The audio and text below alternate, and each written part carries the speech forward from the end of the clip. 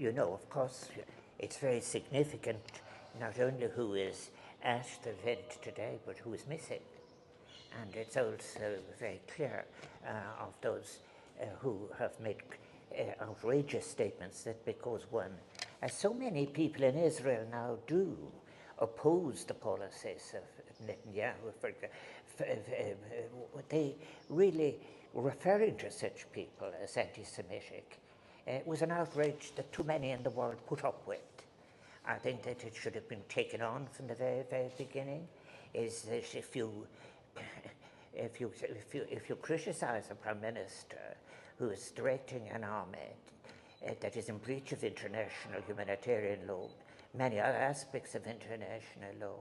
if there is no respect for civilian rights in relation to women and children and such a huge proportion and so on. And remember as well also that